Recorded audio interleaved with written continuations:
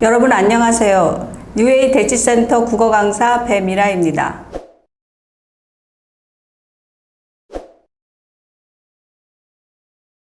여러분 6월 모의고사 잘 보셨는지요? 시험이 어려워서 학부모님들의 걱정이 많으셨을 줄 압니다. 저는 개인적으로 이번 6월 평가가 2023년 수능의 출제의 방향성을 잘 보여주고 있다고 생각하고, 그래서 6월 모의 평가에 대한 분석을 철저히 해야 한다고 생각합니다. 그렇다면 2024년 수능의 출제 방향은 무엇이냐? 작년 수능을 보면 알 수 있습니다. 작년 수능은 비문학이 어렵게 나왔습니다. 그에 비해 문학은 EBS 연계가 많이 되어 상대적으로 쉽게 출제되었습니다. 비문학도 수능 완성이 연계되긴 했지만 그저 지문의 화제만 같을 뿐 학생들이 짧은 시간에 읽고 답을 찾기엔 어렵게 출제되어 작년 수능은 많은 비판을 받았습니다. 그래서 올 수능은 비문학은 작년보다 쉽고 문학은 작년보다 어렵게 출제될 것으로 예상했었는데, 이번 6월 평가가 그런 경향성을 잘 보여줬다고 생각합니다. 비문학은 작년 수능이나 작년 육모보다 쉬웠지만 문학이 수능보다 까다로워 학생들이 많이 당황했었던 것 같습니다. 작년 육모와 비교해봐도 작년 6월의 경우 문학도 어렵고 비문학도 어려웠지만 특히 비문학이 어려워서 문학의 어려움이 상대적으로 크게 느껴지지 않았습니다. 그런데 올해 6월 평가는 비문학은 작년보다 쉬웠지만 문학이 어렵게 출제되어 등급컷이 작년과 비슷한 수준으로 형성되었습니다. 문학이 어려웠던 이유는 첫째, EBS와 연계되지 않은 작품들이 비와 상징성이 강한 작품들이 많이 출제되어 작품의 해석부터 어려움이 컸다는 것입니다. 둘째, 시 문제에서 심리적 거리를 이해하는 것이나 수필에서 서술자의 객과나 현대 소설에서 서술의 중심에 대한 내용 등 수준 높은 문학적 개념들을 이해해야만 풀 수 있는 문제가 나왔다는 것입니다. 예전에는 비연계 작품이 나와도 시험 시간 내에 이해할 수 있는 시나 산문이 나왔지만 이번 시험에 나온 작품들은 다 비유나 상징성이 강한 작품이 나와 해석도 안 되고 문제를 풀려니 어려운 문학 이론을 이해해야 답을 찾을 수 있어서 학생들은 정작 1번에서 5번까지의 선지의 내용을 이해하지 못해서 답을 찾지 못하는 경우가 많았습니다. 문학도 비문학도 어렵다 보니 시간의 부족 때문에 한두 지문을 풀지 못하고 찍어서 시험을 마친 학생이 많았을 것입니다. 시간 부족의 문제를 해결하고 고득점을 얻으려면 국어 문제는 투트랙으로 공부하셔야 합니다. 첫 번째 방법, 모의고사를 한 주에 2회를 시간을 재서 풀어야 합니다. 중간에 어려운 문제가 나오면 과감하게 뛰어넘어가십시오. 어려운 문제에 발목이 잡혀서 뒤에 나오는 풀 수 있는 문제를 못 풀면 안 되기 때문입니다. 평소에 한 지문 내지 두 지문을 날리는 학생이라면 우선 모든 지문을 다 읽고 푸는 훈련부터 하시기 바랍니다. 언매나 화작은 15에서 20분, 문학은 20에서 25분, 비문학은 40에서 45분 안에 풀 수 있도록 연습하시기 바랍니다.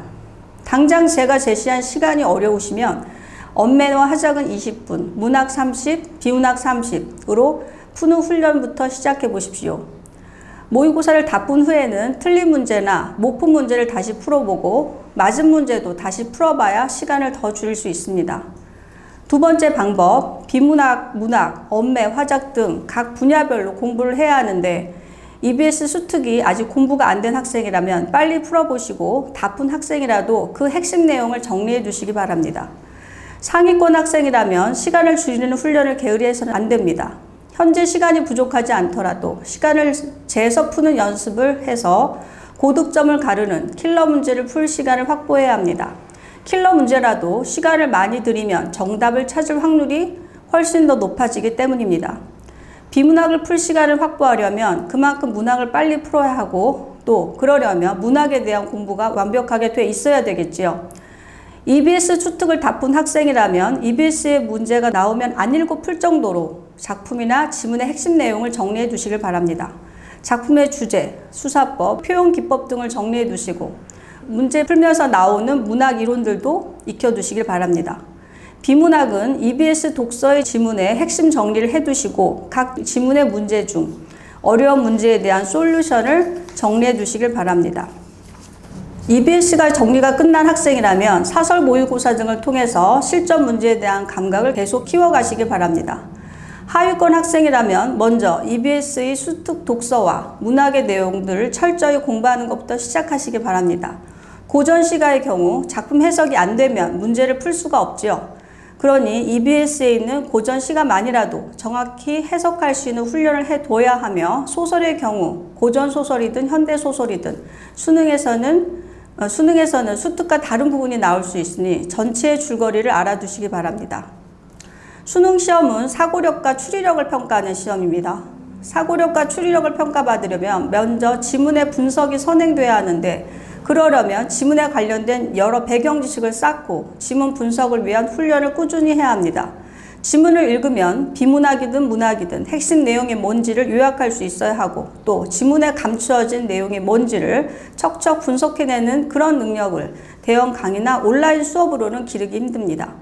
제 수업은 1:1 수업으로 질문 형태로 수업을 진행합니다. 선생님이 아는 지식을 주입하는 것이 아니라 학생들이 능동적으로 생각할 수 있도록 질문의 형태로 수업하기 때문에 끊임없이 왜? 라는 질문을 통해 학생들의 사고력을 기를 수 있도록 유도하고 있습니다. 시험이 어려워질수록, 그리고 수능이 가까워질수록 대형 강의의 한계는 뚜렷합니다. 시험이라는 것은 결국 출제자와의 대화인데, 출제자가 무슨 얘기를 하는지 이해하지 못한다면 출제자가 묻는 질문에 답하지 못하는 것은 당연합니다. 그런데 수동적으로 듣기만 하는 수업으로는 시험에서 출제자의 질문에 대한 순발력의 답을 생각해내기가 어렵습니다. 수능에 나오는 내용을 익히는 것도 중요하지만 자신이 아는 지식을 펼칠 수 있는 능력은 더 중요합니다. 대부분의 학생들은 그 능력을 기르지 못해 실컷 공부를 하고도 정작 수능에서는 자기 지식을 꺼내어 쓰는 순발력이 부족해서 출제자의 질문에 당황하고 평정심을 잃어서 시험을 망치게 됩니다. 제 강의에서는 왜 답이 이것인지, 이 글에서 말하려는 핵심 내용이 무엇인지, 출제자의 의도가 무엇인지를 끊임없이 질문하여 출제자가 원하는 사고를 꺼내어 쓰는 훈련을 합니다. 선생님의 질문에 단련되다 보면 자신이 아는 것과 모르는 것이 분명해지고 자신의 지식을 시험 볼 때 써먹을 수 있는 살아있는 지식으로 만들 수 있습니다. 출제자의 질문에 준비해 답할 준비를 갖추게 되어 수능에서 학생이 시험을 위해 준비한 것을 10분 발휘할 수 있게 해줍니다. 이제 얼마 남지 않은 수능, 더 늦기 전에 선생님과 함께 수능에 관련된 내용을 익히고 출제자의 질문에 능동적으로 답할 수 있는 준비된 학생으로 거듭날 수 있는 기회를 잡으시기 바랍니다. 감사합니다.